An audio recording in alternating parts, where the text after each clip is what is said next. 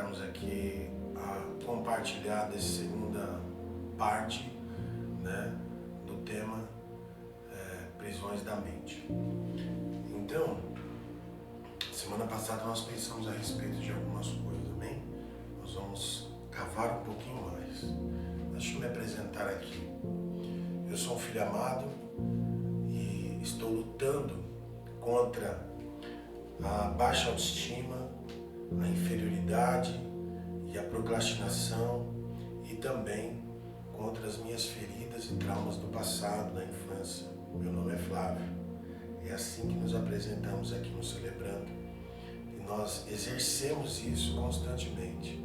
Você no seu grupo, a cada vez que você se apresenta, sempre lembre-se que você é um filho amado, está num processo diante de algumas áreas, mas que também o Senhor tem te dado uma história, né? Por isso, quando você fala seu nome, você tem uma história em conjunto com os outros. Quando eu falo aqui, eu sou o Flávio, todos falam, oi Flávio. Quando você se apresenta na sala, todos falam, oi. Então, eles estão dizendo, eu tenho uma história também.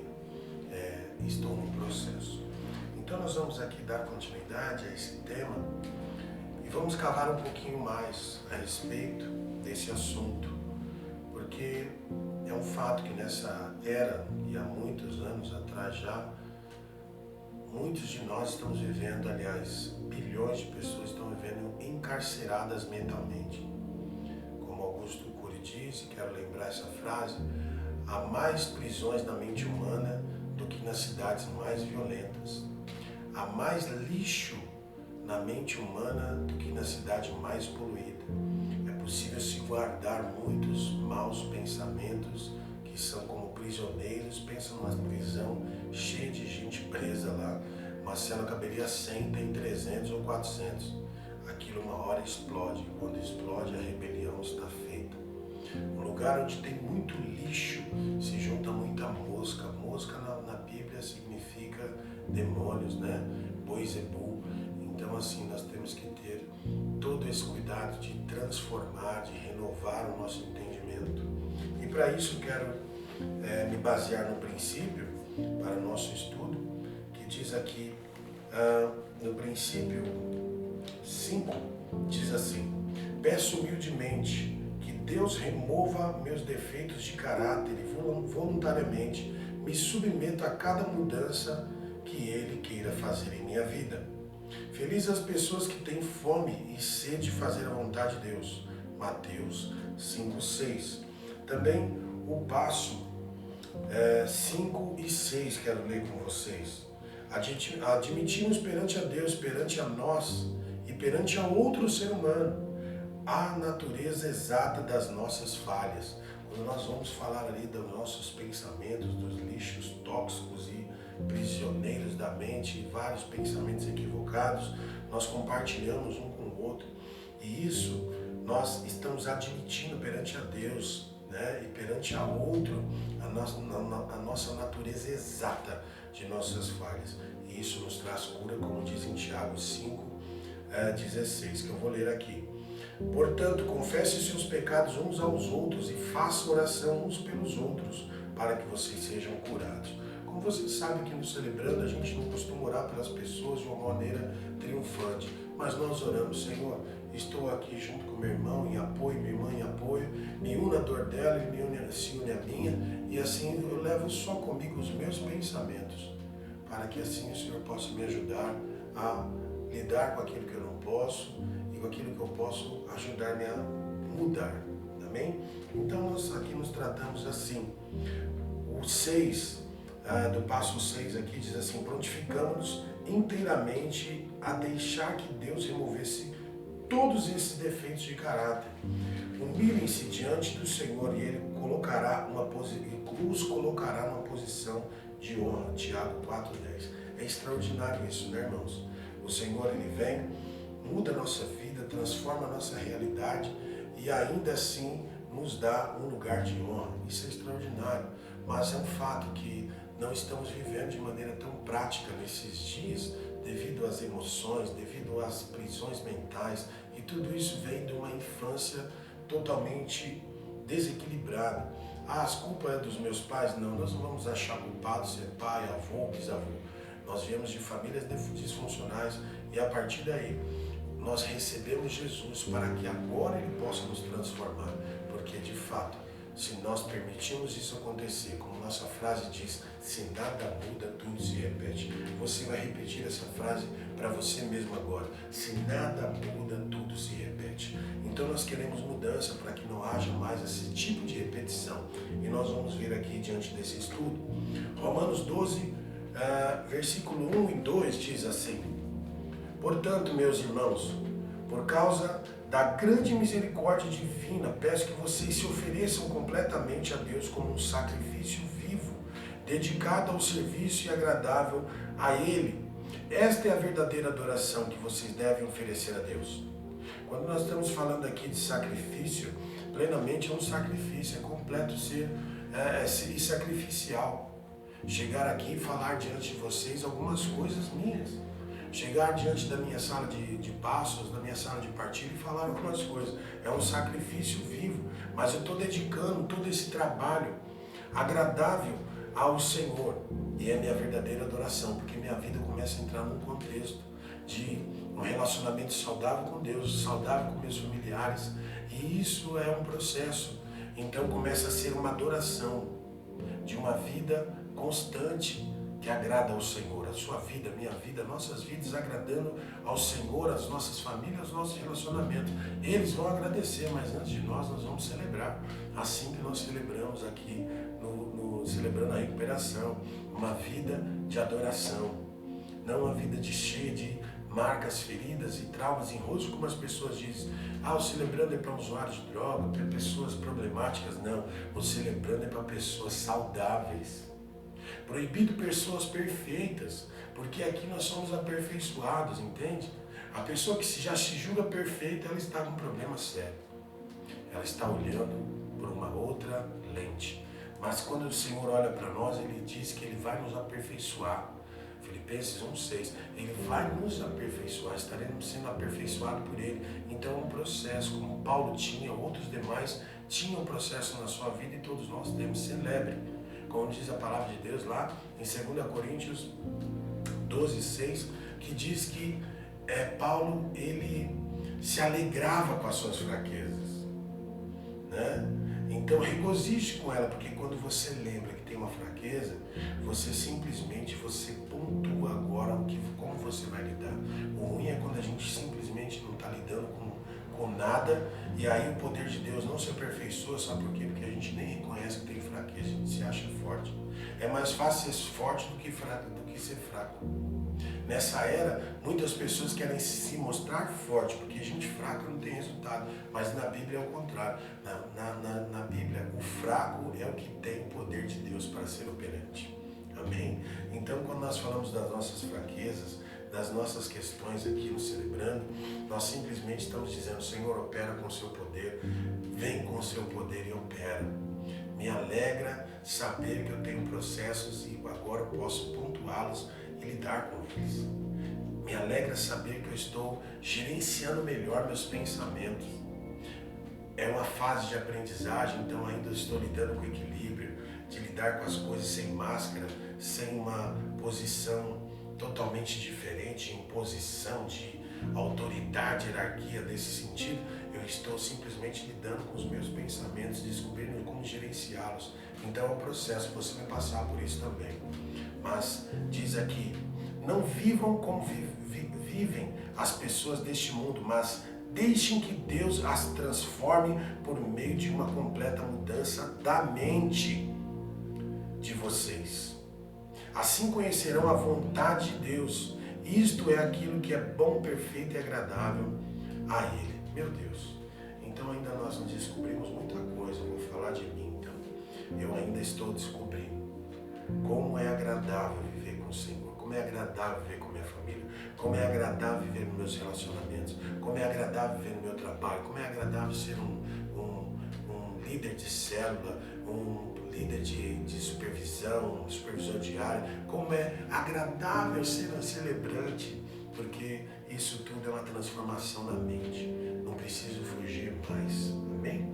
Então assim é você. você também celebre. Quero deixar também um outro texto que vai trazendo referência a nós, Filipenses 4:8. Por último, meus irmãos, encham a mente de vocês com tudo que é bom e merece elogios. Isto é tudo que é verdadeiro, digno, correto, puro, agradável e decente.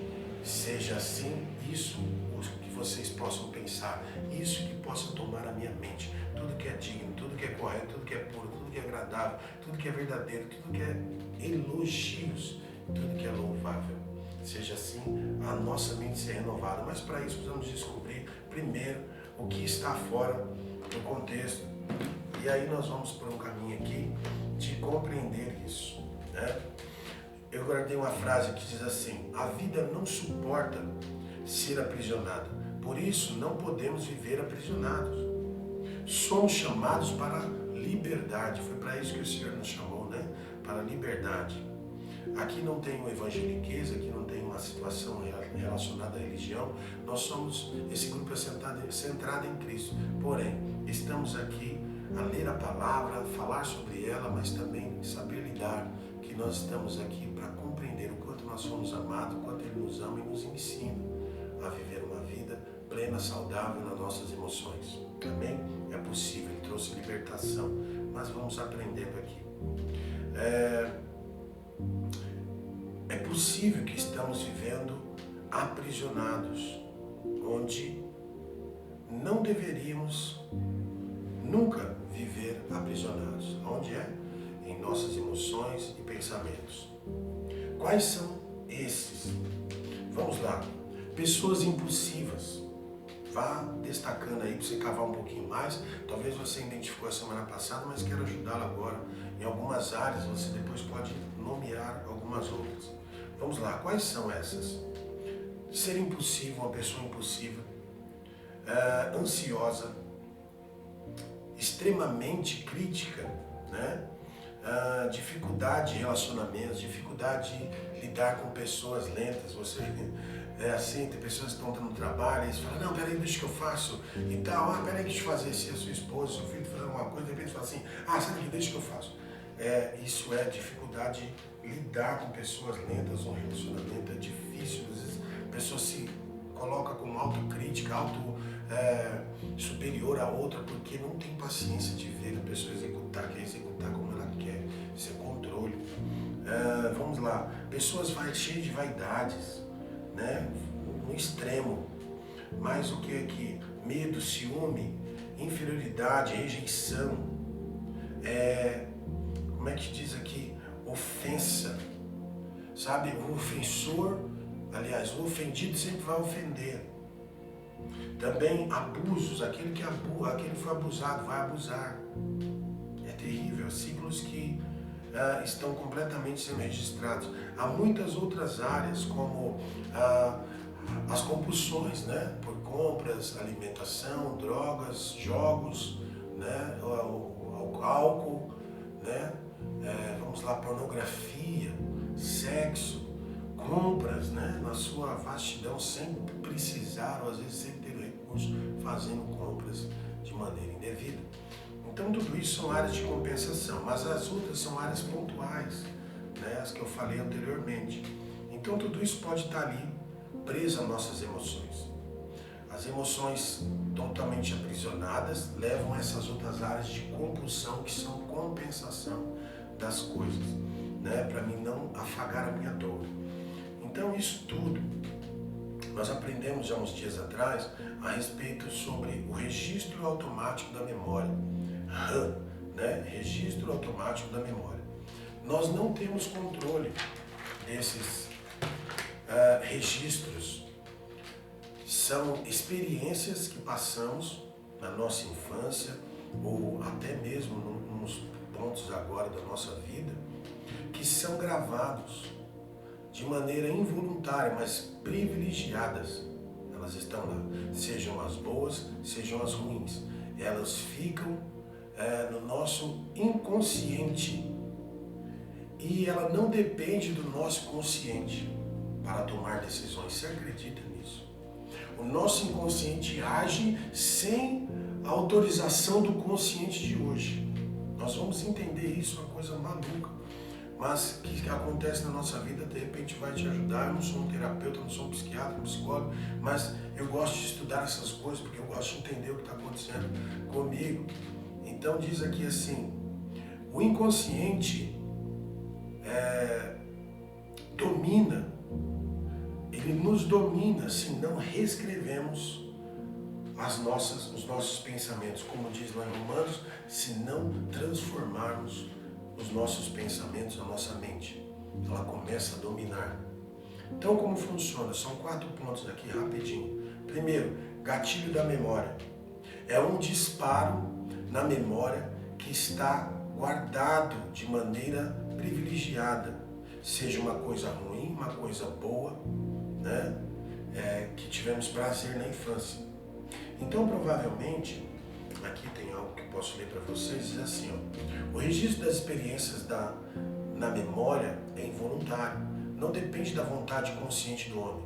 Você pode ser livre para ir aonde quiser, mas não livre para decidir o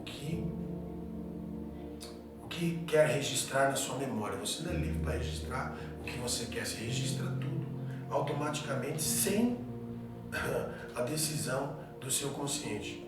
Se viveu experiências ruins, elas se depositarão nos porões do inconsciente da memória, ou seja, lá no subsolo. Se hoje passou por uma angústia, uma situação de medo, uma crise de agressividade, tenha certeza de que tudo isso está registrado em sua memória. Tudo, desde a nossa infância. Olha que extraordinário isso aqui. Cuidar da qualidade daquilo que é registrado em nossas memórias é mais importante do que cuidar de nossas contas bancárias. Nestas você deposita dinheiro. Naquelas você faz depósitos que financiarão a sua riqueza emocional. Meu Deus, por isso, guarde bem isso. A sua mente, como a minha mente, ela precisa ter a importância de como nós damos com a conta bancária. Nós precisamos cuidar da nossa mente para aprender a guardar novos pensamentos, coisas boas, porque isso depois vai financiar o seu recurso financeiro. Meu recurso financeiro pode comprar algumas coisas, mas os depósitos que eu faço na minha mente, bons pensamentos, vai financiar a minha riqueza, a sua riqueza emocional.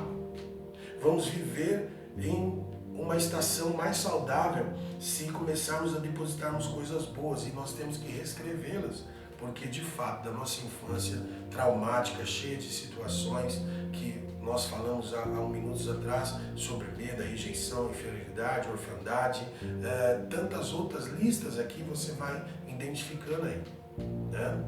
Então nós precisamos ter um cuidado.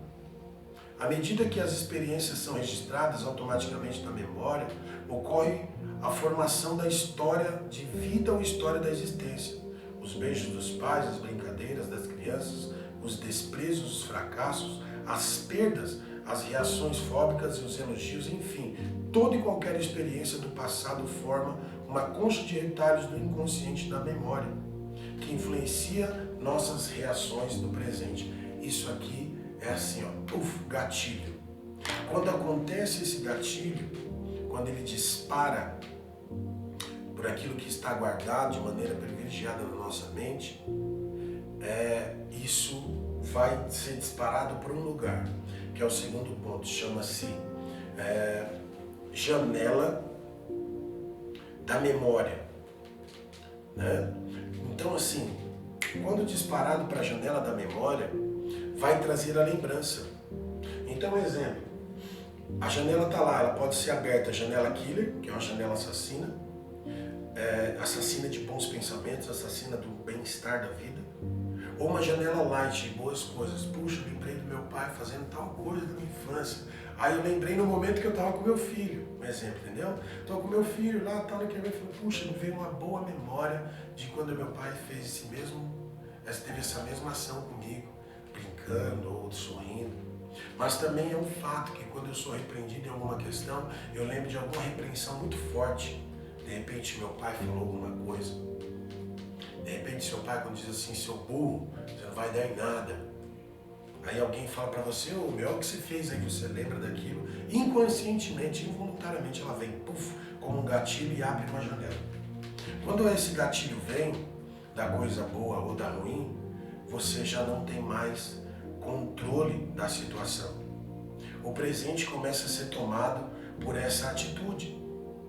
Ela reage engatilhando contra a janela, abrindo ela em uma velocidade extrema na memória, gera essas situações. Então começa as janelas a abrir, você já começa a lembrar de um monte de coisa, começa a sentir todas aquelas reações, todas aquelas áreas que a gente lembra que estamos em recuperação, porque os gatilhos vêm ali de uma maneira rápida, começa a reagir, a gente começa a ter sentidos terríveis. Olha isso, o terceiro ponto chama âncora da memória. Essa aqui é terrível.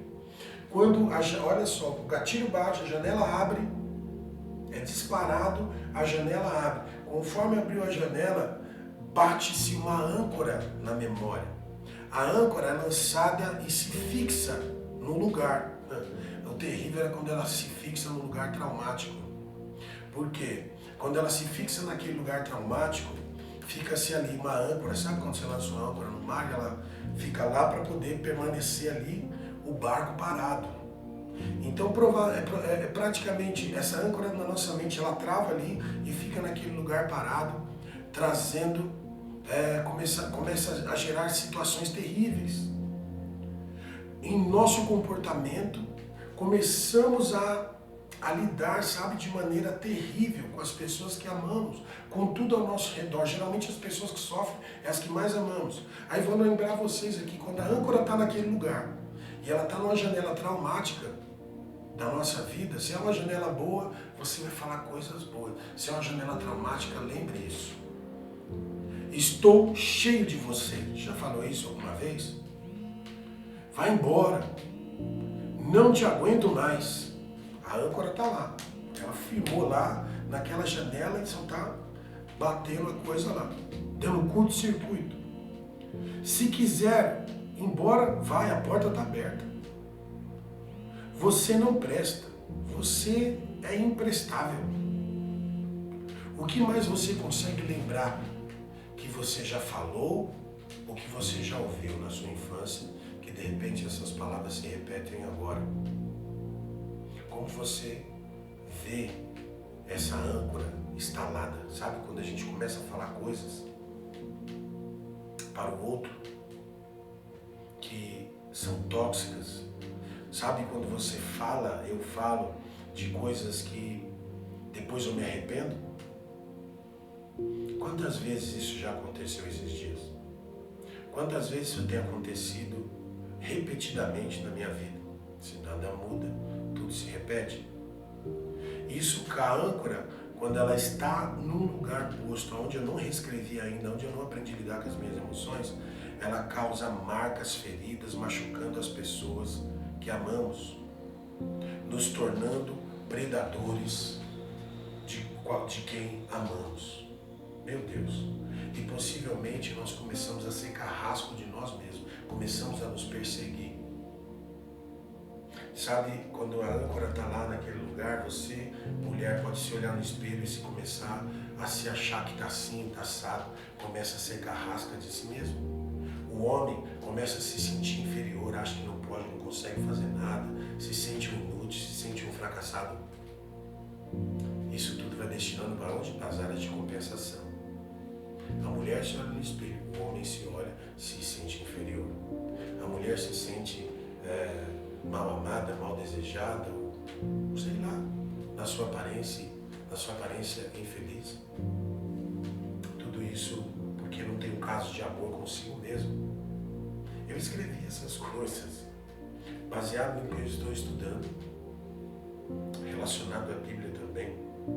Então, provavelmente, essa âncora gera uma situação traumática, completamente destruidora, devastadora em nosso entendimento.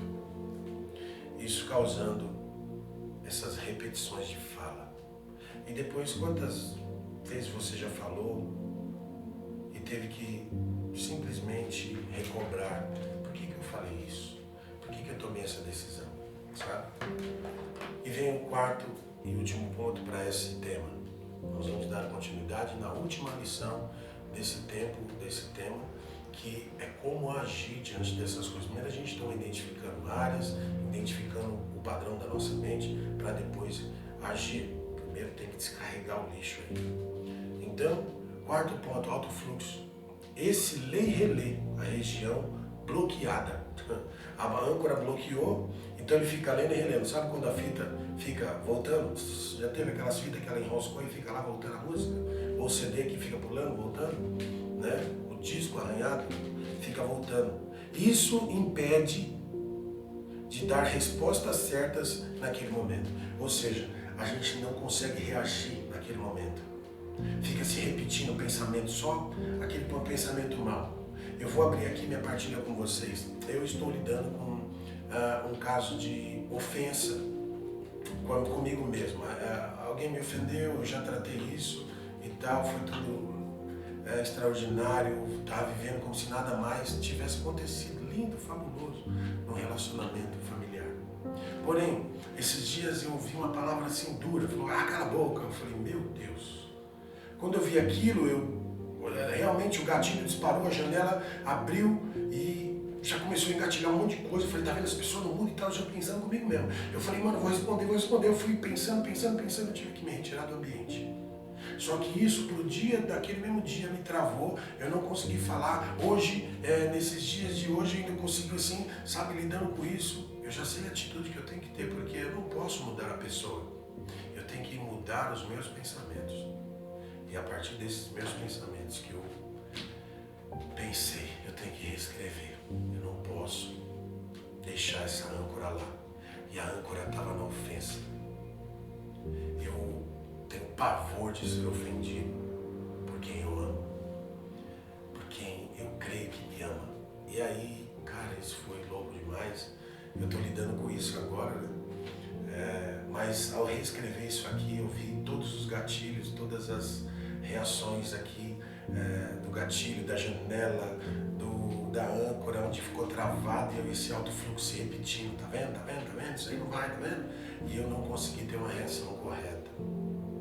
Mas eu sei que isso comigo hoje foi tratado, as vitórias, estão aqui já postas, e simplesmente eu ainda vou desfrutar de algo mais excelente ainda nesses dias. E você também. Então aqui eu fecho com esse quarto ponto. E faço uma pergunta para você. O que é que tanto se repete na sua vida comportamental? De falas, de comportamentos. O que está se repetindo? Avalie e responda no seu grupo de partilha. Que o Senhor te abençoe, que você tenha uma partilha profunda, extraia do mais profundo as marcas que você teve, fale das marcas, porque você vai conseguir responder o que eu estou te perguntando aqui. Né? Quais as repetições dos comportamentos e das suas falas que têm gerado tóxico nas pessoas ao seu redor? Que você tenha uma boa partilha. Até já. Deus abençoe. Amamos vocês e vamos celebrar juntos para a glória de Deus.